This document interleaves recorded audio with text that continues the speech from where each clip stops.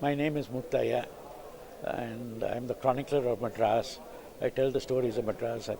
I'm the editor of Madras Musings, and I've also been a publisher in my time. My world of publishing is the old world of publishing.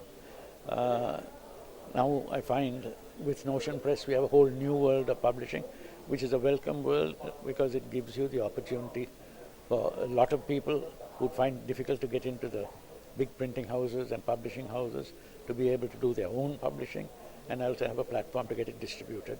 So have you seen this platform, sir? Have you logged in and saw it? As I said, I don't touch a computer, I don't touch a cell phone.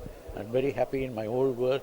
So if somebody gives the book, as I got one today, I'll read it. If I don't want to read it anywhere else. Okay. Right. So how do you look at for the youngsters this kind of a platform? I think since everybody wants to write today, and this is probably the best platform they can get, and because a lot of people are looking at computers and things like that, then they're going to get a readership as such. So I think it's a very good idea, and I think it'll catch on well and give a lot of people a lot of opportunities. So you don't write, but is there an option that they can help you out in publishing your projects in this platform?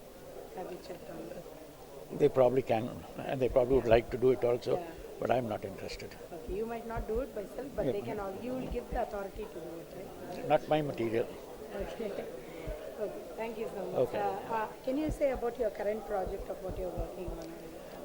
I always do 2 or 3 books. I'm doing 2 biographies of industrialists in Madras, Okay. that at the moment. I'm also doing a book on something what I call the Boxwalas, which is the people who worked with British companies in the 1940s and 50s and 60s.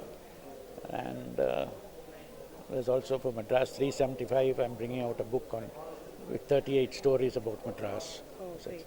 so there's always something Sir, on. in the speech you were saying that Google is useful, though it is useful, it has a lot of wrong information. So what would you like to suggest for the youngsters No, like today if no, they no, need to research on any subject? No, by all means use Google. I don't have any problem with that because Google is helpful. It has a huge amount of information. But much of the information, I won't say much. I mean, there are instances. I know in case of my own case, there are at least 4 or 5 mistakes involved in it as such.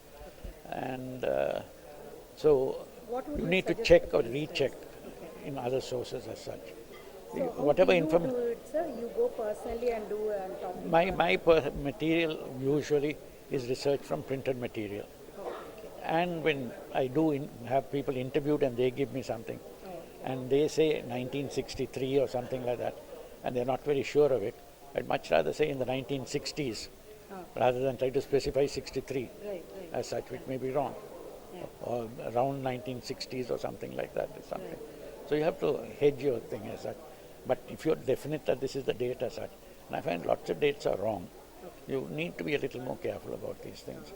Or little facts are wrong, things are there, such like that. Simple little things, they say things like Governor Arthur Hope inaugurated a building, but it may be when Governor Archibald Knight.